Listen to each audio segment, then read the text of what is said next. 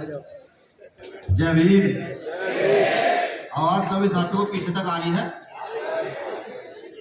चंद्रशेखर भाई कहते भाई कम बोलना, ये जब मुझे कहते थे कि कम बोलना तो मुझे लगता है कि मेरा भी बोलने का तरीका वही बदल जाता है, बोला नहीं जाता। अब ये क्या है ये मैं नहीं जानता। चलिए, समय खराब ना करते हुए सभी संतों गुरुओं को एक साथ नमन है। विशेष नमन साहब मान्यवर काशीराम साहब को, क्योंकि उन्होंने इतिहास बनाया। अभी उस साथियों ने बताया इतिहास की बात हो रही थी, मेरे मन में लगातार प्रश्न भी उठ रहे थे। इतनी अच्छी अच्छी बातें सुनी, तमाम साथियों ने सुनाई। विधायक जी ने भी बहुत अच्छा वो किया, सहारनपुर वाले हमारे वक्ताएं उन्होंने बहुत अच्छा किया, नीलाम भाई। मतलब इनको जब सुन रहा था तो अंदर जागृति उत्तेजना बढ़ रही थी राजनीति की, भाई हम बहुत जल्दी राजा बनने वाले हैं। ये बजा ताली बजाने का विषय नहीं है, सत्यता की ओर चलता है, थोड़ा सच की ओर चलता है कि सच क्या है। तो मैंने आज अपने बोलने का जो शीर्षक भी चुना है, न्यायिक चरित्र। कुछ लोग मुझे समझ रहे होंगे, जो हमारे कार्यकर्ता बैठे हैं, कि बाबा साहब अम्बेडकर को पढ़ते हैं तो पता लगता है कि बाबा साहब अम्बेडकर को उनके स्थापित होने का एक और तरीका था, जो आज हम मान रहे हैं कि उनका न्यायिक चरित्र जो था वो उन्होंने इस देश में स्थापित किया संविधान के रूप में। उन्होंने जाति धर्म नहीं देखा, सबको इक्वलिटी करके सब चीजें दे दी। ये मैं आपको क्यों बता रहा हूं? मैं इसलिए बता रहा हूं कि जिस आंदोलन को लेकर भाई चंद्रशेखर आजाद, ये तमाम साथी जो यहाँ बैठे हैं या आप सब लोग जो चल रहे हैं, ये आंदोलन सफल ही तब होगा तब आपके अंदर न्याय चरित्र स्थापित हो जाए। बुरा मत मानिएगा, मैं जानता हूं ये बात बुरी है, ये बात मुझे कहनी नहीं चाहिए, क्योंकि आजाद समाज पार्टी का मंच है, उसका राष्ट्रीय अधिवेशन है, उस मंच पर नहीं कहनी चाहिए, मुझे महसूस लग होता है। मैं शर्मिंदा भी हूं कि हो सकता है इस बात को कहने में कुछ वोट कट जाए, हो सकता है, लेकिन फिर भी आजाद समाज पार्टी के कार्यकर्ताओं में अगर न्यायिक चरित्र नहीं है तो मुझे महसूस होता है कि ऐसे पार्टी के स्थापित होने का कोई कारण इस देश के अंदर नहीं होना चाहिए, बिल्कुल नहीं होना चाहिए। क्योंकि इतिहास से कहता है कि अगर बहुजन आंदोलन चलाने वाले लोगों में, उनके सामाजिक संगठनों में, उनके राजनीतिक दलों में, जो आज भारत के अंदर असंख्य रूप में, असंख्य हर जिले में 10-10 मिल जाएंगे, हर जिले में दूसरे जिले में एक नई पार्टी मिल जाएगी, उनके स्थापित नहीं होने का कोई कारण अगर मुझे महसूस होता है तो वो सिर्फ उनका न्यायिक चरित्र है। भीम आर्मी के लोगों से भी कहना चाहता हूं कि आज जिनको हम पढ़ते हैं, ये देखिए कितने महापुरुष लगे हुए हैं जिनको हम पढ़ते हैं, इन्होंने इतिहास बनाया, अपना सब कुछ खोकर इतिहास बनाया। गौर से सुनिएगा मेरी बात, तमाम ऊपर से नीचे बैठे हुए लोग, क्योंकि जब जब मुझे कोई कार्यकर्ता मिलता है, मुझे कहता है कि साहब मैं 10 साल पुराना हूं, मुझे कहता है मैं 20 साल पुराना हूं, मेरा एहसान है, तो तब कहीं ना कहीं अंदर एक घुटन सी महसूस होती है इनको पढ़कर। जब रैदास को पढ़ता हूं, नानक को पढ़ता हूं, कबीर को पढ़ता हूं, जब बुद्ध को पढ़ता हूं, जब पेरियार को पढ़ता हूं, तो एक घुटन महसूस होती है कि वो कार्यकर्ता जिसके महापुरुषों ने सर्वस्व निछावर किया हो, वो 2 साल 4 साल 5 साल 10 साल काम करने के बाद ये कहता है कि नहीं मैं ही हूं, मैं ही हूं। मैं तो कहता हूं मंच में बैठे हुए लोगों से भी, तमाम साथियों से, खासतौर से अपनी कमेटी से, जिसको हम राष्ट्रीय कमेटी कहते हैं, मैंने फिर काम मुझे नहीं कहना चाहिए, शायद बुरी लग जाएगी, उस राष्ट्रीय कमेटी से मैं कहना चाहता हूं भीम आर्मी की, जिसके नाम या 10 बार बुलाए जा रहे थे, लेकिन वो आवार है, कोई 2 बजे आ रहा है, कोई 1 बजे आ रहा है, कोई 12 बजे आ रहा है।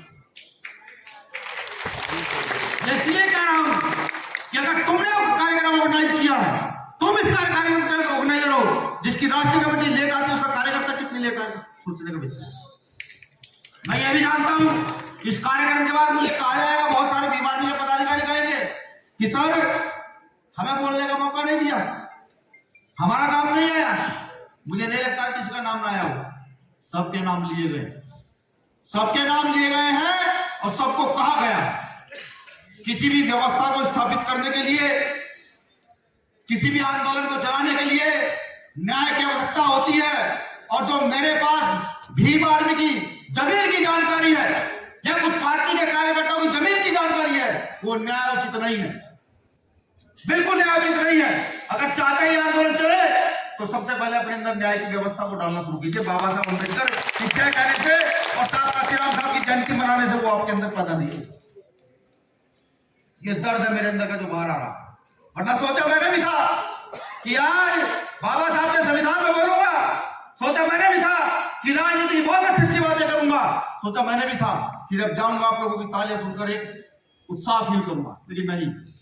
मुझे ये लगता है जिस कारवा को हम लेकर चल पड़े हैं, तेजी से आगे की ओर बढ़ रहे हैं, अगर इस कारवा में आने वाले लोग इस कारवा को सही से समझकर आगे न बढ़ा पाए तो वही हाल हमारा होगा, वही होगा जो बाबा साहब अम्बेडकर के जाने के बाद 1956 के बाद यहां अन्य राजनीतिक दलों का हुआ, साहब काशीराम साहब के जाने के बाद अन्य राजनीतिक दलों का हुआ।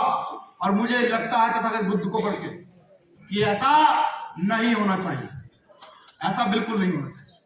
ये व्यवस्था जो पुनः खड़ी हुई है, आज प्रकृति ने चंद्रशेखर आजाद नाम के एक व्यक्ति को आपके अंदर न्याय साबित करने के लिए भेजा है। आप कभी उनसे सवाल करिएगा, ये मैं नहीं कहता, नहीं, किसी इत्तेफाक से उनका नंबर लग जाकर मिल जाए तो सवाल कीजिएगा, उसके विषय में सवाल कीजिएगा जो जिसने आज तक कभी आपका साथ न दिया, सवाल कीजिएगा उसके विषय में। और मैं लिख कर देता हूं, मैं लिख कर देता हूं, आपको न्याय जवाब मिलेगा। मैं बताऊं चंद्रशेखर भाई आपको, जब आप यहाँ आए और आपने देखा कि मंच ये है, उससे पहले मैंने भी फोकस कर दिया, लेकिन जैसे ही आपने उस मंच में न्याय की व्यवस्था स्थापित की, उसी समय मेरे बोलने का जो रुतबा था, जो मुझे बोलना था, वो एक झटके में आपने खत्म कर दिया कि जो मुझे आज कहना है। मैं गौरवान्वित भी हूं, बिल्कुल गौरवान्वित हूं कि हम दोनों लोग साथ चले, कि मैं एक ऐसे व्यक्ति के साथ काम कर रहा हूं और चल रहा हूं जो कहीं पर बैठा हो, वो आसमान हो या जमीन हो, वहां न्याय की आवाज को बुलंद करना जानता है बिना वचन से स्थापित किए। मैं गौरवान्वित आज, और मुझे महसूस होता है कि आप सबको भी यही करना भी चाहिए, बिल्कुल करना चाहिए, क्योंकि अगर ये नहीं कर पाएंगे तो मुझे ये महसूस होता कि जिस व्यवस्था को महापुरुषों ने चलाया उस व्यवस्था को आगे नहीं बढ़ाया जाएगा। किसी भी आंदोलन को मजबूती से आगे बढ़ाने के लिए बहुत सारी चीजों की आवश्यकता होती है, बहुत सारे संसाधनों की आवश्यकता होती है, लेकिन भारत का इतिहास ये कहता है कि बहुजन आंदोलन को बढ़ाने के लिए सिर्फ एक चीज की आवश्यकता रही, जो मैंने पढ़ा, त्याग और समर्पण। अगर आप अपनी पार्टी, अपने संगठन, अपने नेता में त्याग और समर्पण कर दे उसके लिए, तो मैं कहता हूं जो काम 20 साल में 10 साल में होना चाहिए वो अगले 5 साल में हो जाए। बिल्कुल कर।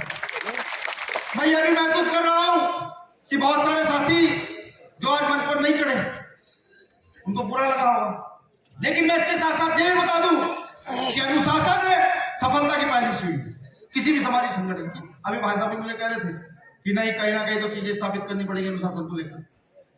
तो सीधी सी बात है, जब राष्ट्र का सेमिनार होगा तो राष्ट्र की कमेटी यहां बैठेंगी, जब प्रदेश का सेमिनार होगा तो प्रदेश की कमेटी यहां बैठेंगी, जब मंडल के सेमिनार होगा तो मंडल की कमेटी यहां बैठेंगी।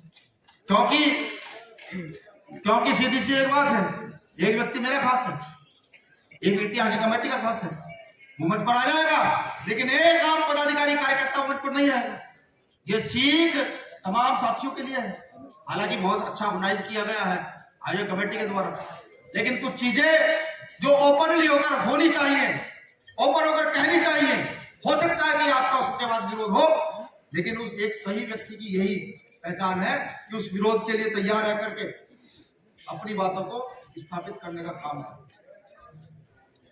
आज सामाजिक कार्यकर्ता के तौर पर मैं देखूं तो भीम आर्मी का जब नाम आता है, मैंने फिर का मत मानिएगा, भीम आर्मी का जब नाम आता है तो कहीं ना कहीं हमारे पदाधिकारी कार्यकर्ता सिर्फ आंदोलन कौन सा, कहीं कोई एट्रोसिटी हो गई, उस आंदोलन को जो सड़क पर खड़े होकर लड़ रहे हैं, उस आंदोलन को ही अपने कार्य का पूरा हिस्सा समझ लेते हैं।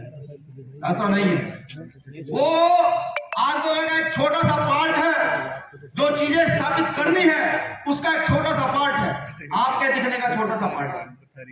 अगर आंदोलन स्थापित करना चाहते हैं, ये समझते हैं कि हर व्यवस्था में आंदोलन स्थापित हो, तो मुझे लगता है कि लाठी डंडे गोलियां तो ये आपसे नहीं चल रही है, 1000 साल से चली रही है, बिल्कुल चल रही है।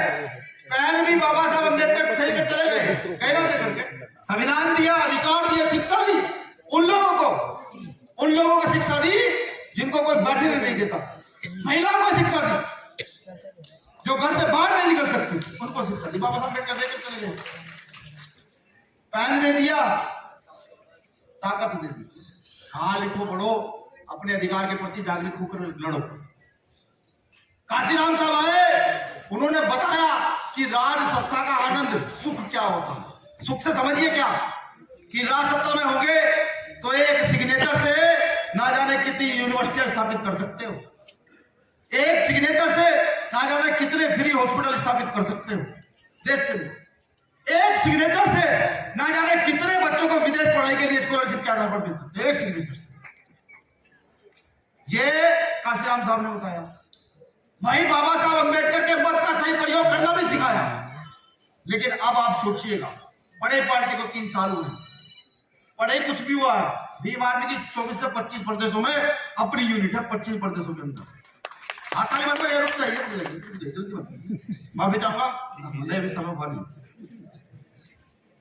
भीम आर्मी की अपनी यूनिट है, लगातार पार्टी की यूनिटें खुलती जा रही है। और जब भीम आर्मी का नेता चलता है, भीम आर्मी का नेता किसी को फोन नहीं करता, ऑटोमेटिकली समाज के लोग निकलते हैं, एक के बाद 2, 2 के बाद 100, 100 के बाद 200, 200 के बाद 500 गाड़ियों के साथ साथ लोग चलते हैं।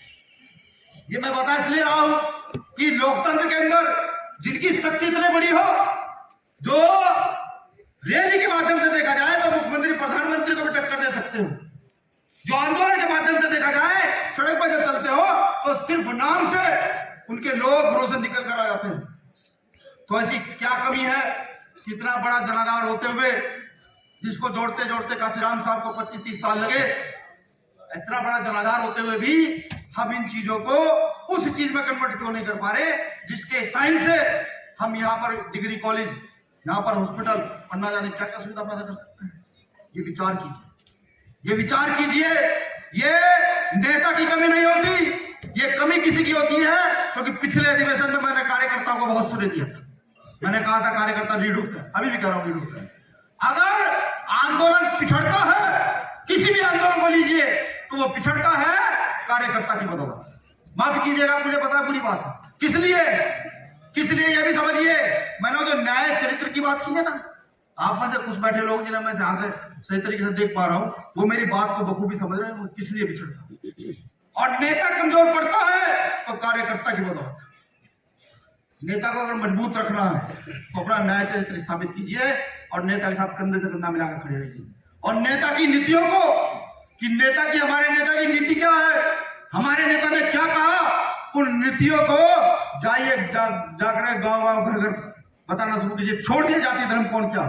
और मैं कहना चाहता हूं चंद्रशेखर भाई को भी, पिछले अरसे से मैं जो चीज देख रहा हूं देश के अंदर, जहां आपके ऊपर बहुजन समाज की एक बड़ी जिम्मेदारी है, मुझे महसूस होने लगा है कि कहीं ना कहीं आप पर इस देश की जिम्मेदारी भी आपके कंधों पर आनी पड़ी।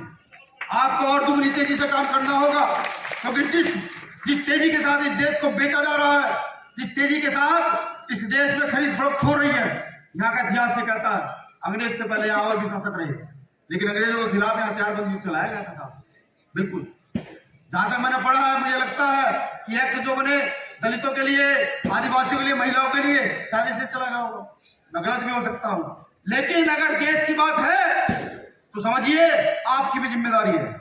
आपको चंद्रशेखर आजाद भाई का कंधा मजबूत करना पड़ेगा, यहाँ बैठे हुए लोगों का कंधा मजबूत करना पड़ेगा, तब जाकर के आपकी कहीं ना कहीं इतिहास में हिस्सेदारी तय हो सकती है। वरना ताली बजाने से इतिहास नहीं बनेगा, और ताली बजाने से आने वाली नस्लें आपके गलों में हार की माला नहीं डालेंगी। हाँ, संघर्ष अगर करोगे, संघर्ष खड़े हो जाओगे और संघर्ष के लिए लड़ते हुए मर जाओगे, तो जैसे महापुरुष आज जिनको हम सम्मान से देख रहे हैं, किसी को राष्ट्र लेवल पर देखा जाएगा और किसी को गांव के लेवल पर देखा जाएगा। तो मुझे पूरी उम्मीद है, मैंने समय के रहते अपनी बातों को खत्म किया। बाकी का समय भाई चंद्रशेखर आजाद जी का है। मैं 3 नारे दूंगा आपको, हर बार जय भारत बोलना है, और जय भारत चीख कर बोलना है।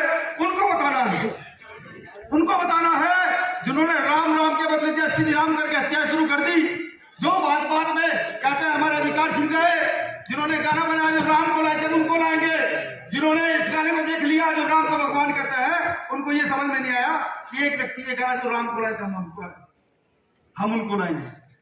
हम गुरु रैदास जी को मानते हैं, बुद्ध को मानते हैं। हम कभी नहीं कहते कि जो बुद्ध को लाए हम उनको लाएंगे, क्योंकि बुद्ध की नीति से तो हम लोग आए हैं। मैं उनको बताना चाहता हूँ, तो जय भारत का ग्रुप कितना होना चाहिए उनको पता लगे। जय भीम, जय भारत, जय भीम, जय भारत, जय मंडल, जय भारत, जय मंडल, जय भारत, जय जोहार, जय भारत, जय जोहार, जय भारत, जय जोहार, जय भीम, जय मंडल, जय जोहार, जय संविधान। धन्यवाद। अब मैं आगे करता हूँ इंजीनियर महेंद्र सिंह जी से, वो उन्हें